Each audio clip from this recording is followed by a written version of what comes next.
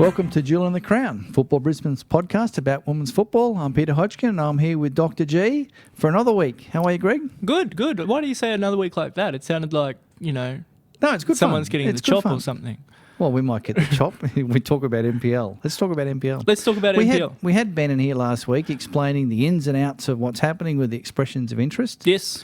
So I'm not sure of the dates. Don't really worry. We know it's a couple of weeks for expressions of interest, and then there's another date after that when they announce it, so end of September or something like that. The good thing is it's before the end of the season, pretty much. Yeah. So clubs will get organised and whoever's successful in getting an NPL licence. Mm. But who will get them? We know that Palm Beach, Southwest Queensland and Sunny Coast from the outside zones are most likely going to get a licence. Well, yes, if they apply. Yes. Yes, if they apply, and why wouldn't they? I don't know. Maybe they don't like Brisbane. Well, they only come here every second week, and then they go Sunny Coast straight down to the Gold Coast, bypass Brisbane.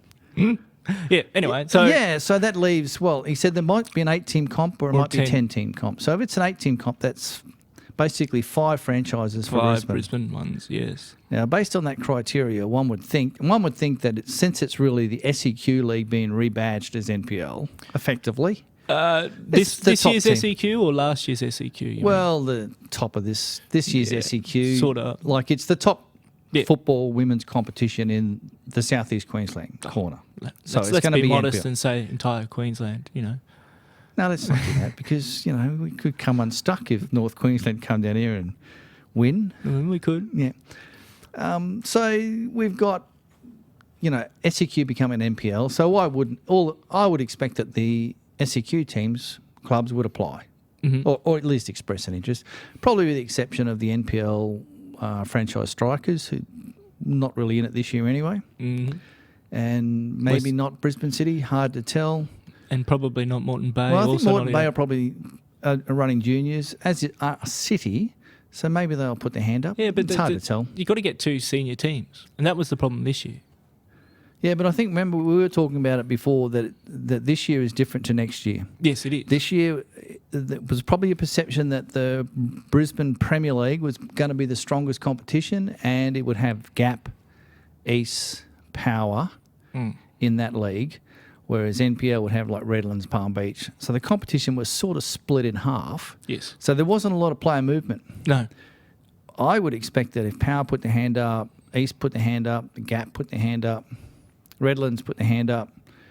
These are the traditionally stronger women's they're clubs. already in it. They're already there. Yeah. Yeah, so one would expect that they'll probably, we can't preempt what people are going to do at Football Queensland, but you'd expect that they will probably get a licence. Probably. Why not? Which, if there was an 8-team comp, that would leave one slot. One slot left. Yes. So that could be interesting. Yes. Well, the bigger women's clubs are UQ, Annalee, Mitchie, but Mitchie's a fly-by-night operation. Completely jump on the bandwagon. Well, Mitchie's, that's their first year in the top flight. Yes. And they do have a lot of players, but they're probably, I don't know, their coach at the start of the year probably put them on the trend to oblivion or something. I don't know. Like that. Souths geographically are good in the sense that who else is the competition around that area of Brisbane? And they're doing the NPL girls now, so they might be an option. You'd think Ipswich, there'd have to be someone from Ipswich out that western corridor. Yeah, but again, it's the requirement to be able to field, a senior team plus an under-20s team. Now, none of the Ipswich clubs currently have that, so they'd have to find new players, which is possible.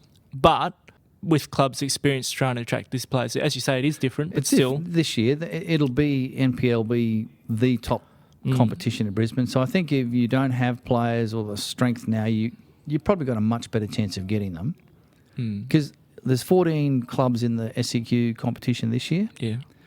If it goes down to a 10-team league, 4 of those clubs aren't in it. Yeah. Oh, don't know which 4, but 4 of them aren't. Plus, you've got a couple of clubs like Ipswich Knights, Pine Hills in the WPL. You've got some quality players. Went and saw Logan Lightning play in the Cup semi-final the other night. Yeah, they did one, aren't they? 3. Yeah, they've won, but there's probably 3 players in there that really should be putting their hand up to play NPL. Now, whether they go or not, it's up to them. But they have a good side, good young side, full of young talent, fast. So there's plenty of talent around. It'll be interesting to see. UQ and Taringa are interesting as well. Like you say, UQ, big club. They're in that little, very close together. I think UQ would be better suited to it than Taringa. Oh, I agree. UQ get players waltzing into the uni going, hey, I'm pretty decent. What do you guys do for a social kick around? And then find out they can play in a really good competition. So, but the problem they have is often they leave mid-year. Yeah. But with the hookup, UQFC now have the old Kenmore junior base. So they're a very big club. They are huge. Good junior base for girls. How close are they to the existing Western Pride franchise? Don't know. So that's an interesting dilemma if you've got UQ in the mix geographically in there. Olympic are really close to East. I don't know whether you'd want two so close together. Well, again, they've got one team now. And Olympic haven't traditionally been strong with women's football. Well, they had a Div 3 side a few years back and a Div 1 side. Oh, the Div 1 side was pretty useful, but where are they now? At Annalise WPPL. Yeah, so swings and roundabouts with Adelaide Olympic at the moment. So I don't know. Perhaps there might even be a couple of conglomerates. When the NPL was set up for the juniors, Annalise and Easts and Cavro State High School set up Central Brisbane for the junior girls, and that worked really well. Central FC worked really well. It did. Do you think East might go by themselves, though, I think? I don't know. I really don't know. We don't know for sure. It's all committees are meeting. And some people would be different. I know the impetus from Annalise, Luke Ivanetti, took a step back basically after that was set up. Stephanie Jolly, who was the secretary for Annalise at the time, she doesn't do that anymore. Lex Donsky was the president of East now. I don't think he's the president anymore. Doreen, sorry, I've forgotten. Trish, yeah. Driving force once it was set up as well. I'm not sure exactly what she's doing. So different people, they might have different things. The interesting thing, just a side note about Central Brisbane, the only club in football Brisbane, only club that was only women. That's true. There you go. Yeah. So it makes them back. North side's interesting for me because I don't like going over the water. Yeah. If Power get a licence and the Gap get a licence, they're sort of either ends of the northern side of Brisbane. So there's no one really in the middle there where the Moreton Bays, the Mitcheltons, the Virginias, there's a big area in the centre that wouldn't be effectively serviced effectively by NPL, in my opinion. Well, you'd have to travel to one or the other. Yeah, you would. Or cross the river to East, and crossing the river is a dangerous thing to do. And traffic and all that. I would be interested to see how far people go these days to play at football anyway. I know some people drive immense distances to Well, I think it's very different at the top level to the social level. I know, but even in social levels, some players will be in a club and then they'll move and they'll keep going back to the same club and just, Well, that's often a friendship thing. Yeah, but I certainly know players that have found an excuse to stay at work on a Friday night because they don't want to drive to Cleveland to play football. Yeah, because it's a fair... It's a drive and the traffic's getting more serious and blah, blah, blah. And fuel's expensive. And, like we used to say when Park Ridge were playing Div 1, and there's someone else that might put their hand up. Oh, I doubt it. Don't know. Park Ridge was a 5-hour game on a weekend. By the time it took you an hour to get there, an hour before, play the game, stay around afterwards, and come home again. Yeah. You took 5 hours out of your day. Yeah. So for a social player, that's a fair amount. Well, a lot of do we classify Tegan Riding as a social player? She said Tegan Riding. I know she's a very good player, but she said she stayed at Redlands because they're a good bunch of girls. She did. So does that make her a social player? I mean, I'm not hassling you here, Tegan. I just want to know, what do we consider a social player? Yeah, interesting question. I think everyone's social, and if you're not getting paid to play big dollars, you're probably a social player. Okay. But as against like a social, you can be social and still competitive. Yeah. Div 3, as you know, former Div 3 coach, can be very social but still very competitive. Yeah. And obviously Tegan's very competitive too. As I say, just an interesting thing. Look, we just have to wait and see, Pete. Yeah, and the only thing I was going to say, if it does go to 10 teams, then 3 of that mix would be up for a slot. Is 8 enough. I think 10 teams would probably be a better competition. I would like to see another couple of, proper amalgamations. I think really make it an elite competition, like the NPL was supposed to be. I'd personally like to see it cover the entire region geographically. Okay. So that each of the areas, like Ipswich, is covered. South, as we talked last week, south towards the Gold Coast is covered as well. Now, the most important thing, though, NPL gets up. Do we still have a gig? Well, this is Football Sport. Brisbane, and then I imagine that. Well, that's a good point, because what is going to happen with Football Brisbane?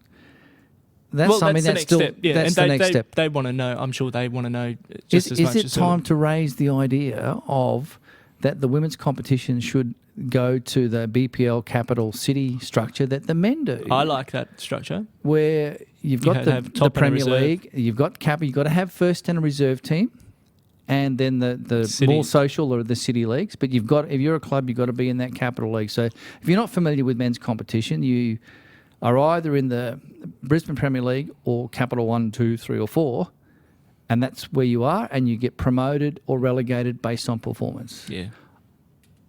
I'd like to see that come in as well. I think so. In 2016, I think you've got to give clubs 12 everything months. needs to be settled down. Let NPL sort itself out for a year or two. Announce something, wait another year, and then do it. Well, if you announce something like that coming into next year, everyone knows that That's right. where they finish at the end of the season is probably going to determine which capital That's right. league they're in, and you go from there. That's right. And I think they that did that with the men. So Yeah, and I had think a that's year worked of no promotion relegation. pretty well It has with the men. It has. I think it makes the league a lot stronger. Mm. So Speaking of positions on the table, getting Yes. back to the SEQ WPL 1, do you see that? That was smooth.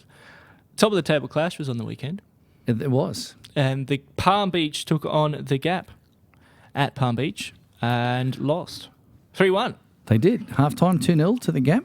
Mm.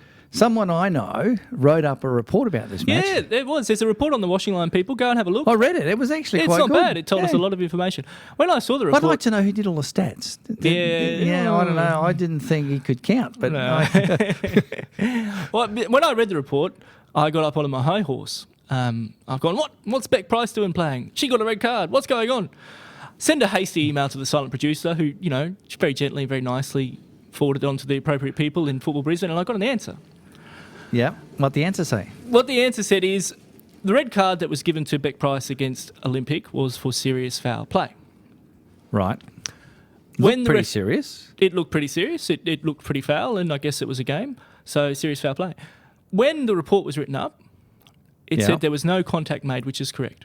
Okay, yep. Well, as far as my memory, I don't think there was any correct. we saw the red card and the incident, but You we forget were where. 20, 25 metres away, so I can't really tell whether there was contact or not. Yes. Now, for serious foul play to be a red card, for an offence to be deemed serious foul play, there has to be contact. Right. I did not know that. I didn't either. I thought if you went lunging in, like recklessly, and could Excessive seriously force, damage a player, then you could get sent off. But apparently not. You've got to have contact. Got to have contact. Now, this process occurs, Football Brisbane, when all the referees do their red cards, they send a report about the red card, like a criminal report, Yeah. not that they're criminals. Football Brisbane looks at them and says, yes, that's good, that's good, that's good. Hold on, this one. And so this is just something that Football Brisbane do they does. check the spelling as well? Probably. Yeah. Probably. They're on the ball in Football Brisbane, aren't they? Well, yeah. Yeah, Okay, it's that's a bad pun. That's bad.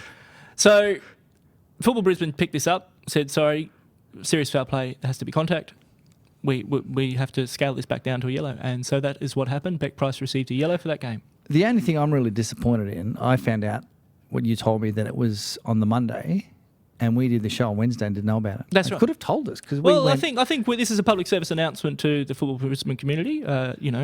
This is what has happened. This is the procedure that normally happens.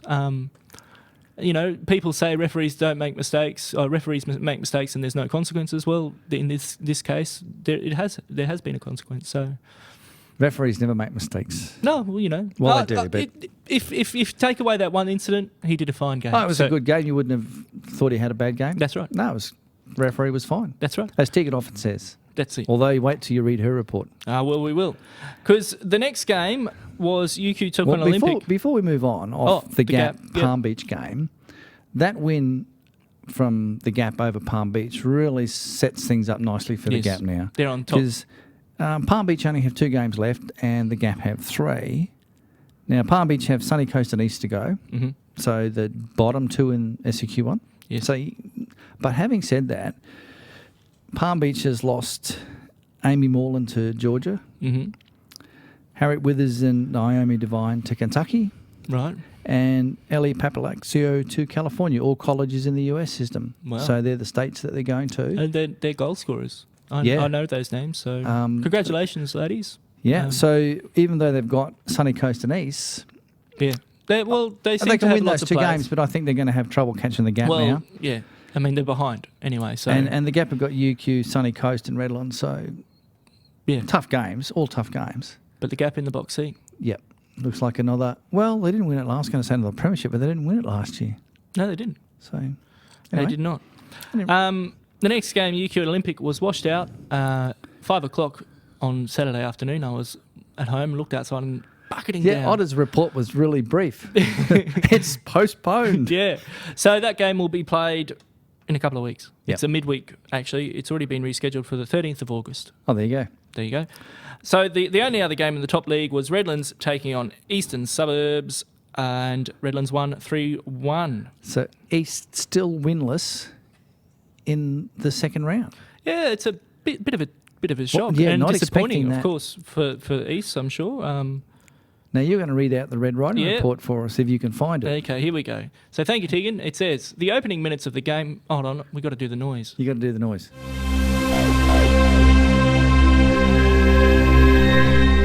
Okay, that's brilliant. The opening minutes of the game against East were a little confusing for both teams when the first goal was awarded to East's. After East took a corner, the linesman, we'll call it the assistant referee, sorry Tegan, called another corner to be taken, but the referee walked to the goal from where he was standing about 15 minutes away and awarded the goal to East's. Both teams walked back to half-time to restart the game, dumbfounded by the decision. There were not any celebration by East's. So the score was East 1, Redlands 0 very early in the game with the decision that it was an own goal. This is why I like it when referees blow their whistle for a goal, especially at park football. You know, the argument being, you know, at a big stadium you can't hear the whistle, which is fine. Yeah. Park football, I'm at the canteen, I'm sitting around, I'm not really paying attention, but if something happens, I'll turn and listen. I like the whistle. Bring it back. Bring back the whistle for the goal. Bring back the whistle for the goal. Redlands played well and controlled the ball better with passes hitting the mark. The first half was tight with Redlands playing in its own half and not enough playing the ball forward enough. But Tegan Riding scored a goal in the 23rd minute to even the score, and it stayed at 1-1 for the half-time break. Tegan Riding saying Tegan Riding again. Yep. The second half saw Redlands playing a more open game but still not taking advantage of opportunities wide out. Redlands scored again in the 63rd and 64th minutes through Tegan Riding, so 2 quick ones there for Tegan. East did not score again in the second half despite an unusual penalty being awarded to East against Redlands goalie for barging or something when going for a ball in the box. Not exactly sure. So East took the dot shot, but there was a great save by Redlands goalie, so it was a fair outcome for an unwarranted penalty. This followed an early yellow card being awarded to an East player for barging Redlands goalie out of play. So it was an intrigue. There's lots of barging going on in the box. But I have seen Jo Buckley. She's not afraid to, you know, if the ball's in front of her and there's a player, she'll run through the player. So the final result for Redlands 3, East 1, an own goal with Tegan Riding finishing the game with a hat-trick. The refereeing was interesting and the spectators simply could not understand some of the decisions and became pretty vocal at times and were warned by the referee. Redlands were pleased with the result, particularly Well, with the Redlands crowd can get quite vocal. Yep. Up on the stands there. Mm. We're passionate about everyone cares passionate about their club and their team. Everyone cares about the game. Yeah, so it's good. That's interesting that Tegan's got a hat trick. Well done, Tegan. Congrats. Because that's moved her up to 22 goals now. So only 3 behind Britt Whitfield, who's actually stuck on 25 because she can't get any she more. banged more in on the weekend, another 2. Yeah, but they don't count. Don't count. Lauren Brown scored for Palm Beach, which brings her up and to was 20. A substitute and got a caution. So she was very involved. And brings up to 20, but only 2 games to go for her if she plays both. So I think it's between Britt and Tegan. So given that Tegan's part of our team, come on, Tegan, 3 more. But you'd probably lose it on a countback because Britt would get hers from 13 games and Tegan from the 19 effectively max games played. So you need 4 more, Tegan. Goal scorers, I'll get to in a minute, actually. The bottom half, Power took on South 3-1, and 1-3-1, and Thunder lost to Michi 2-1. First time Thunder's lost at home in about 3 months. Since Annerley. Yeah. Mm. So that is, the Toowoomba Press give Thunder a nice write-up every week. Yeah, they do. That's good. Yeah. So... Hey, what was really sort of funny about the write-up in Toowoomba was there was a photo of the Michi and, a contest. Yeah. It was one of the Michi WPL players. Yeah, I saw some different names. Yeah, there's some different names. There's about 5 of them up there. So. Laura Agnestelli, actually, she scored scored a goal for Michi. Now, she hasn't played in the top team much. She's only a couple of games. They had, I think, 4 or 5 WPL players up there. There was about, like, Georgie Bridges wasn't there, Emma Pittman wasn't there. That's what happens to Toowoomba games. Oh, well, Sunday afternoon, I think there was a big futsal thing on. I'm not sure, but there was a heap of them away. Yeah. So interesting though. The write up in the paper up there said that Michi out enthused them. Out enthused. Yeah. So there you go. Well done to Michi. So. Yes, of course. We've just been informed. There was also a big futsal thing on. There was a big futsal. We've been informed by our not-so-silent producer that there was a music festival on. So some of the older players around the traps... I didn't see anybody there. You rebel, you. And that would put them off, wouldn't it? What are you doing this weekend, Pete? I'm going to Splendor in the Grass. Well, I'm not anymore. See ya. Yeah, they don't let me in anymore. Yeah. The table, the gap is on 42 points on top. Palm Beach on 40. Redlands on 34 in third now. They've broken in. UQ on 33. Olympic on 31. East on 28. And Sunny Coast on 22. Lots of games to be played again. Well, not played again. Yeah. There's no 3 rounds. No. So you know what I mean. But the gap in Palm Beach, clearly 1 and 2. Yeah. And the finals this year is 1v2, 3v4. Yes. And then the more traditional final series. So Palm Beach will have the double chance. Yes. But it's going to be tight. Redlands, UQ, Olympic. I'm still going for Redlands and UQ. I think Olympic's going to miss out. Olympic needs to win this weekend. And they've got a catch-up game, so we'll see. Before we go to the catch-up games and what games coming up, I did a trawl through the other divisions, which we haven't talked about much this year. No, we haven't. Just to not a lot of time when there's 7 games in SEQ. It's a shame. But the winner of Women's Division 5 Silver is Jimboomba. So congratulations, well done Jimboomba. to the girls down there. Now... Put your hand up for an NPL licence. You're right in the middle of a nice geographic area. Their biggest goal scorer there is Marin Austin Barlow, who was playing for Sapphire in Souths last year, but before that she was from Jimboomba Div 3. So she's gone back to Jimboomba into a lower team and she's banging in lots of goals. So congratulations, Marin, and enjoy your Jimboomba success. In Division 4 Women Blue, Redcliffe PCYC is the big winner there. And also with the leading goal scorer in all of Football Brisbane being Kate Henderson, who's banged in about 70. That's a familiar name, Kate Henderson. Well, in last year's Div 6, she scored about 20 or something. So they've come up 2 divisions, and she scored more this year than she did last year. So in a tougher league, probably. Tougher league, Div 4. Yeah. But 70 goals. Guys, time to move up to Div 2, Div 1. Keep going. Yeah.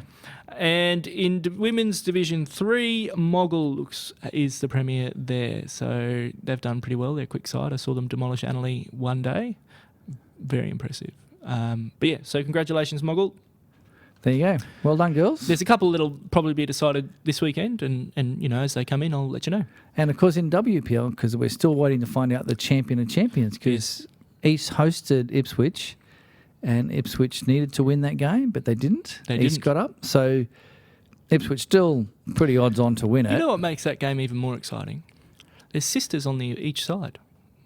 The sisters of the same family playing against each other is what you're trying to say. That's what I'm trying to say. Thank you for that. Not there's sisters on this team and there's sisters on that team. No. There's one. Yes. No, I'm just being stupid. Yeah, but you're right and I was wrong. So they played against each other and, what do you say when it's dinner time then, huh? Told you. Okay, so that's all of that. Ipswich play UQ at home on the 9th of August. So it's probably worked out well. They'll probably win the league at home on the 9th. Yes. Unless UQ, of course, get up.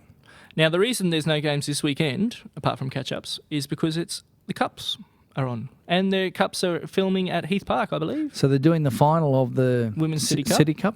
Yep. And then the semi-final?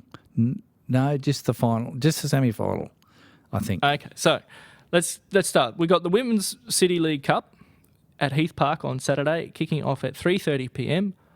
UQ taking on Logan. We didn't mention, because the semi-finals were like a week ago, pretty much, for those. Logan beat Mitchelton 3-2 in the semi, and I watched that game. It was very good. Interesting end-to-end stuff. So Logan got over Mitchie's probably the Div 2 team. Yep. So that was a good game. And UQ beat Brighton 2-1. So two nice and tight semi-finals. Excellent. So like you say, UQ hosting Logan Lightning. So that'll be a good game to watch. And the interesting thing is whoever picks up this trophy, they'll see the previous winner was Annalee. So... yeah, and the one before that was Mitchie, who beat East. Beat East. Yeah. So that's at Heath Park, guys. UQ take on Logan. And after that game... the cameras will be out. Yeah, they will. East. We haven't seen anyone get a banner up there yet. No, we haven't yet. No, so this but is it's a good place. There's the fence in front of the... what is it? The Roller Door Cafe. Yep. That usually gets into the shot quite well. So get out there. East's take on Southwest Queensland Thunder. Both teams coming off a loss. Mm-hmm.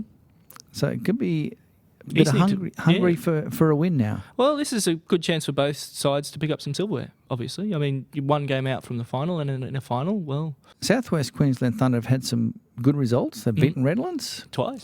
Yeah, but coming into this game, East haven't won a game for a while now. Yeah. And the Thunder, despite losing last weekend, do have some momentum. Yeah. I'm tipping Thunder for an upset. I say it's an upset because they're in the bottom half. It will be an upset. CQ2. But they did draw with East at Heath Park earlier in the season, 3-3. Abby Lloyd scored an equaliser late, very late. So I'm just tipping Thunder I think for an upset. East losing 4 on the trot is almost unheard of, so I think they'll win this one. Fair enough. The other semi-final is on Sunday at 4 p.m. The Gap take on UQ. Yeah, I think the Gap will continue on their winning ways. Yeah. And get into the final again. Yes. I think they'll be hard to stop now. Yeah. I think the Gap they've clawed, it's taken a while, but they've got their way to the top. So I think the Gap well on their way to a treble this year. Treble? So Rob, I hope I haven't put the micros on you because I usually get it wrong. The treble, there's a touch of death. And on Sunday, there's one catch-up game with Sunny Coast taking on Olympic, which I think Olympic will win. I'm going to go against you this time, Greg. Okay. Because I think Sunny Coast will win this. It's on Stockland Park number 3. I don't know which field that is up there. It's either the ones with the soccer fields or the ones with the rugby league posts. I'm not sure. But you're not on the stadium. But it's 10 o'clock in the morning, so it's a kind of a strange time to be playing on an outside field. I mean, if you're playing on the main pitch before the NPL youth and boys and men and whatever, 10 o'clock's fine. That's when you get slotted in, but not sure why it's on 3. I guess there's already fixtures up there. I guess it might that's just be, sorry. Borrow a different club, play somewhere else, And I think that's your lot from us. Almost. Oh, no. No, I was just going to say, I haven't... In the men's football, the FFA Cup kicked off last night, which was great. And I watched the Strikers game, and congratulations to both the Strikers and Olympic for winning in the round of 32, going through round of 16. My question is, when do we get the women's FFA Cup? Yeah. Start asking your representatives. That's right. Because, look at it go. Why is there not? Look, it's huge. It has been all over the media. I have seen things online in the papers about these games. One fellow went down to Olympic and told stories about his dad and all this sort of stuff. Yeah, he's reminiscing. So I do that when I go to the music festivals. I reminisce. yeah. Oh dear. So yeah, big events. Well, I think it'll be great. I mean, and Fox Sports did the coverage, and the television coverage was very, very good. I really liked the bit where they had the Strikers game up. And when there were goals scored in the other games, they put a little insert up on the screen so you could see the replay of the goal being scored. So while we're watching the Strikers, we could see the Olympic goals. No. We saw them come through. Brilliant. So, Football Brisbane will be doing that next year. I'm sure Football Brisbane will be getting that up. I'm sure they will. Yeah. No. So, I can't wait to go to whichever club I'm at, and they'll be live streaming of some other game that Football Brisbane's covering in the canteen. That's what's going to happen next year, I'm sure of it. All right, you've got me there. Thanks for listening. Thanks, guys. See you next week.